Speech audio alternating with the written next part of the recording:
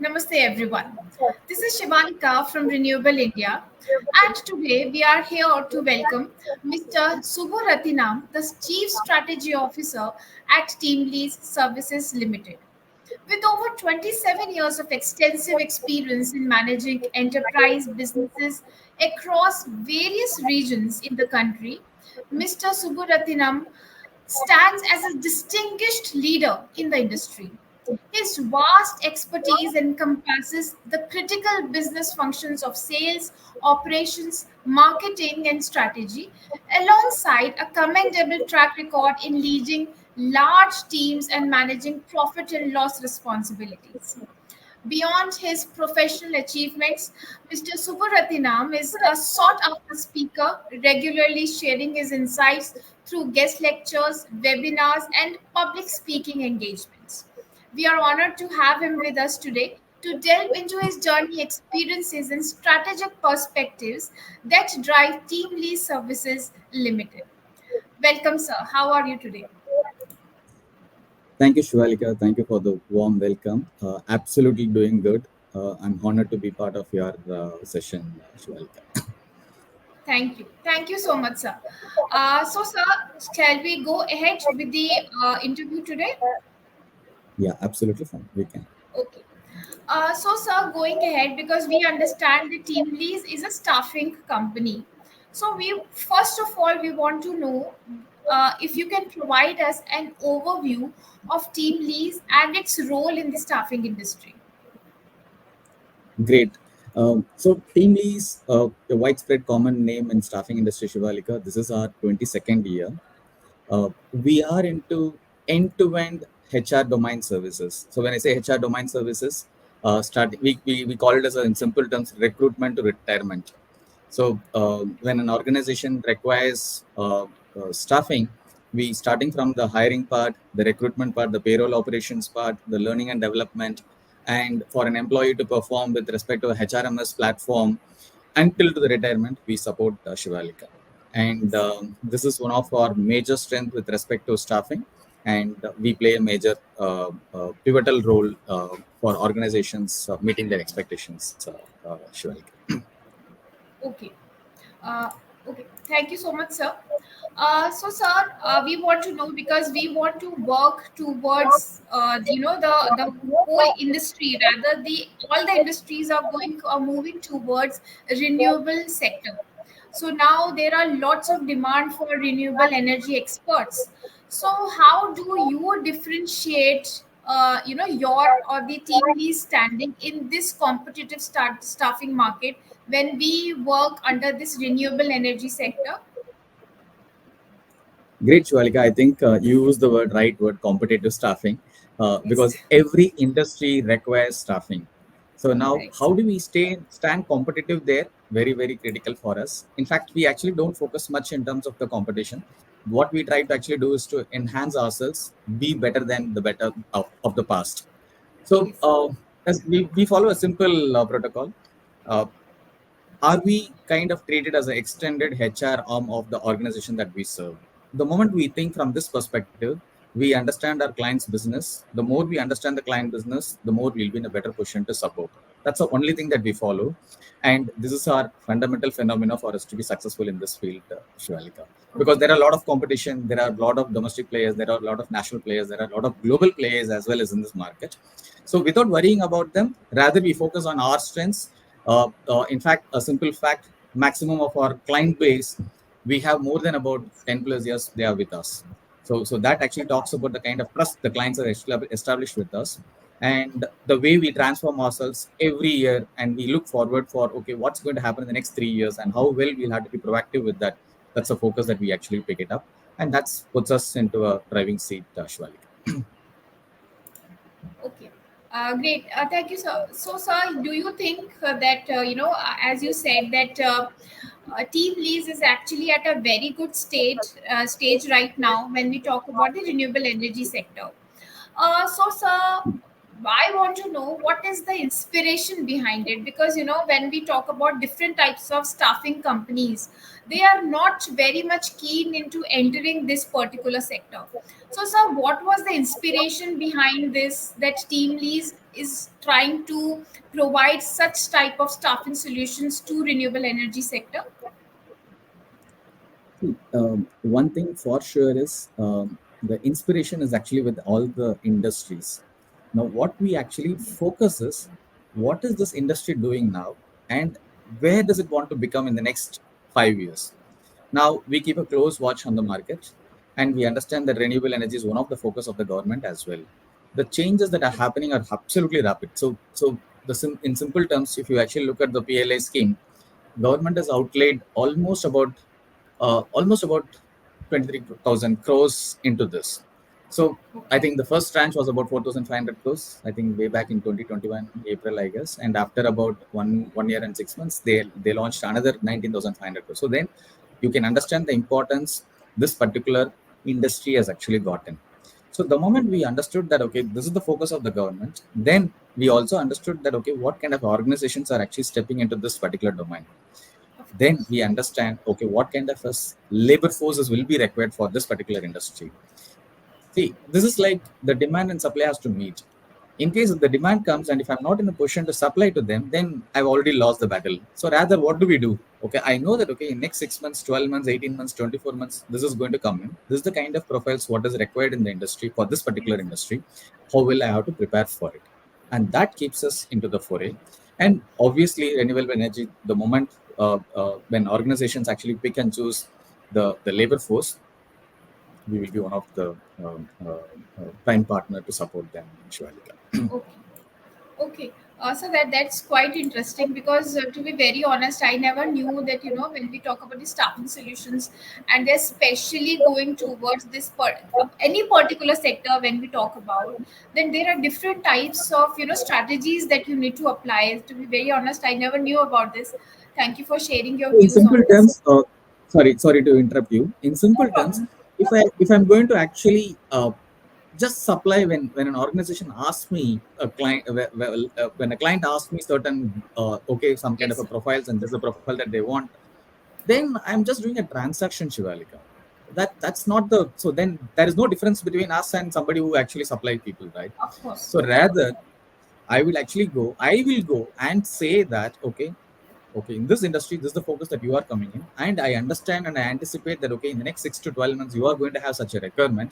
Now, this is my Yes, proactive development from my end, how I can actually support you. The moment I do this, I elevate my position from a vendor to a partner, Shivalika. And that is one of the critical reason why our client base has been with us for a very long time. And that's something the same methodology we apply for this particular domain oh as well. wow. Okay, okay, that's quite interesting. Okay, Yeah. so now because we have talked about how basically Team Lease is trying to provide perfect staffing solutions to this particular sector. So because see when we talk about renewable energy sector, it is evolving and it is changing every every month or say every day. So when we talk about the staffing, also the requirement of the experts as well. So there are different types of trends that keep on changing, in this sector. So as an expert in this field, what do you think, or what do you foresee? The trends that are going to shape the future of renewable energy sector, and how is Team Lease preparing to meet these challenges or maybe the opportunities? Very interesting question, Shivalika. See, I'll Thank tell you, you. sir. The way I actually look at it is, in any organization, you have a HR function over there. Okay, while they are not the experts of the core business, maybe because there is a business team which actually takes care of it. The Yes. HR function actually takes care of the people requirement, right? One, to supply to the right business right set of people and ensure that okay, they are actually sticking on to the organization for a long time. Now, that's the principle in which we actually adopt ourselves. So, while we may not be the industry expert, because I'm not into that business, but I can actually have a close watch and study in terms of what's happening in this particular industry, what kind of a requirement that will come from that particular industry to me. Yes, The yes. moment I anticipate this, I start building my capability towards it. So for example, in renewable energy, if I know that there is a so much of PLA is being actually been announced for it, we clearly know that okay, what kind of investment that are going to happen in this particular industry. And when an investment happens, what actually happens? The ecosystem gets built around it. Of Let course. me give a simple example for all of us to understand. You must have seen any automobile manufacturing company which has Yes. actually set up its manufacturing facility. You will find the auto ancillary units actually being set up the surrounding of say 10 to 20 kilometers, so that they can actually supply products, the ancillary products for the automobile OEM just in time. Yes. Now this is what I call it as an ecosystem. So when a core manufacturing unit is set, you have the ecosystem actually coming in. And for the ecosystem to flourish, you need raw materials, infrastructure, logistics, transportation, and workforce. And we play a role in the workforce methodology, right? Okay, what kind of Yes. a workforce planning that might actually be required, what kind of requirement that will come from the volume of people, and what kind of a skill set of the people that will be required. We understand that, and then we go ahead with the proposition, which actually helps the organization to understand better. Okay. So now that's the role that I play. That's why I said I should not be looked upon as a vendor, rather can I be looked upon as an extended HR arm of that particular organization. The moment I do this, I'll be more successful, and that's exactly what we are deploying at Shivalika, and that's what Okay. makes us completely stand out. Okay, okay. So, sir, basically, when we talk about, when you said that there are different types of, raw materials or maybe the equipments, all these things the companies they need, and then comes the workforce. So, sir, I want to know because recently the companies have started putting more stress on the type of people they want. So, has there been any demand from the renewable energy sector about the the skills that they want, or maybe the exact type of requirement in the the workforce that they want, and how do you try to fulfill their such demands? Is there anything like that you can give us an example, sir? Yeah, I can give you with a very practical example. So today, for example, why a PLA scheme has been announced by government? Let's make it very simple. Manufacturing, Yes. okay, make in India. That's the concept. Obviously, the Yes. government of India wants to actually enhance the manufacturing part. Why specific to certain industries being done? You can actually recall some of the things that are very famous are maybe the currently the electronics manufacturing, semiconductors, which are actually coming in. You will also see Yes. automobile getting the highest share in the PLI. Same way, the renewable energies also has got that kind of attention. And out of the 2 lakh crores, you can imagine almost about 9 to 10% of the share has been allotted for renewable energy. Why? Yes. Now, at this point of time, to make it very simple, why semiconductors and electronics are being focused? Because these were the things which were getting imported predominantly. We never had manufacturing directly control onto this within India. So government of India thought that okay, fine, we should actually allow this to happen so that it becomes our product. We don't depend on the import part. That's the same principle applies for renewable energy as well. So if you see here, the PV cells, which is the photovoltaic cells, which actually is called. Yes. So what it does, these cells actually, it's a form of a semiconductor where it actually conducts, it converts the solar energy to a electricity, right? It's a Yes. energy. So this conversion. So now all these days the PV cells were actually being imported. Now with government's focus, this is what is actually now getting developed or getting manufactured in India, and that's where the focus of organizations investing in India. So because of this, obviously the workforce expectations will come up. Now, when I say workforce expectation, the number of people. For example, let's say that okay, this maybe a large organization conglomerate is actually setting up a solar unit in say in X location. So then it automatically it comes up with like maybe that organization will require say 3,000 workforce. Now that 3,000 workforce will be divided into categories, broad categories. So to make it very simple, it will come in the form of skilled labor, semi-skilled labor, and maybe unskilled labor. So unskilled labor is someone who does the clean operations, maintenance, a routine work that doesn't require much of a skill. Now, in a skilled work, okay, what kind of things that are coming in? So, what kind of rules that are actually coming in? Maybe is this role new to this particular industry at this point of time? If so, okay, how do we actually enhance it? What kind of preparation of workforce has to happen for the future for them to deploy over there? If it is semi-skilled, okay, what kind of a skill that are actually see to make it very simple? Um, um, the solar PV panels example, I'll just take a simple example over there. Yes. The technological advancement that are happening is like tremendous. Maybe today when we talk about technology advances, we all know about telecom, internet, and how it is transforming, maybe AI, Yes. etc. But within a specific industry, there are multiple technological advancements that happens. To cater to that, what do you require? A proper skill workforce. Yes. And that is something that we always focus, and we actually try to come up with kind of, okay, what are the requirements? What profiles? For example, let's say that, okay, a PV cell requires, let's say, uh, uh, uh, kind of there is something called uh, solar post tracking. So when we say that, what actually happens is this, the PVs, what it usually has a single dimensioning has an impact, right? When the sun moves, it actually doesn't actually give the full coverage to it. Now, Okay. there is a technology advance on how it can actually be tracked.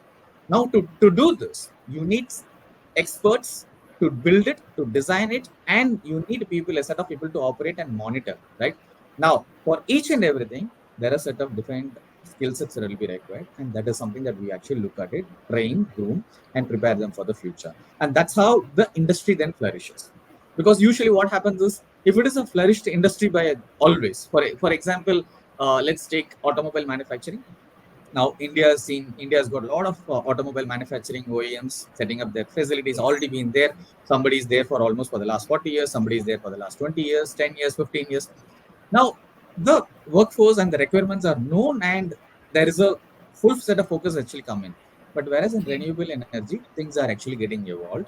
And you will see the government's vision of, so in by 2030, government has said that, okay, 500 gigawatts of energy has to be produced. So for that to make it happen, we have to work from now. And for that to happen, we need a set of workforce who can actually understand this domain and can get onto this easily, and they should be employable. And that is what we will actually make. And that's a regular thing that actually happens, Shwalika. Sorry, I was like little bit detailed, but then I thought, okay, let me give certain examples so that That all was of us very can understand. interesting. No, no, no. That was very interesting. Getting to know each and every step of how you tackle, because as far as I could understand, the team leads does not only work on the workforce; they understand the exact requirement of their clients, right? So this is how you make sure that you're on the top of the industry. So, sir, Right. my next question is, when we talk about the renewable energy sector itself, the government comes up with different types of schemes. So recently, our Prime Minister, Mr. Modi, he came up with this scheme where he talked about Suryodaya Yojana. So where he said that the residents who wants to have the solar panels at their house, they are going to provide it at some subsidy. So, sir, when there are such type of schemes, is there a demand of workforce that increases? And when it increases, so how do you tackle that also? Can you throw some light as well on that? See, number one, definitely this is a great initiative by Government of India. So, what will happen is, the more the demand comes in, the more the supply will start coming in, right? Yes. See, today, if you see, this is very limited to certain places. I'll give a simple example. If you go to maybe a hill station, predominantly you will actually find, because of the challenges naturally for that particular region has got, people try Yes. to adopt solar panels in their premises, right? Predominantly in hill station, you will find that, okay, every next door you will actually have this. But Yes. why it's not happening in normal urban tier 1, tier 2, tier 3 locations? Because the kind of awareness and the cost of doing this is high, and which nobody wants to get in. Now, if there is something that, okay, everybody is going to get some kind of an advantage over it, maybe in the form of subsidy or in the form of a reduced Yes. rates, Yes. anything for that matter, the adoption will increase. The more the adoption goes, the demand increases. The more the demand, then the manufacturing part also will increase. It has a direct correlation to workforce as well. So when that flourishes, automatically, so every initiative has a direct correlation to the workforce, and that has an impact. Now, when such things evolve, you will actually find, maybe the see today, the projection of required energy in the form of next 5 to 10 years is going to multifold. Yes. Now, the incremental growth that is required, can a portion of it or a substantial portion of it, can it move to renewable energy? That's what government's initiative is, and that's a welcome move. Yes. And definitely, I think it will be more successful. Maybe we can actually measure it in the next 5 to 10 years how it is be more successful on that. Yes. True. True, sir. Okay. So that was quite interesting because I always used to think that when we talk about different types of schemes like EV sector also, if we think about, so in EV also there are many state governments, they are coming up with different schemes, like in Delhi as well. They came up with a scheme where all the the buses, the transport buses will soon be EV buses. So I always thought that how do the companies who are taking part in that type of scheme, how do they come up with such workforce? So they have cleared that doubt very aptly. Thank you so much, sir, for that point. So then Yeah. I want to, this is last question of our interview. What advice would you give to aspiring professionals looking to enter the industries like renewable energy sector?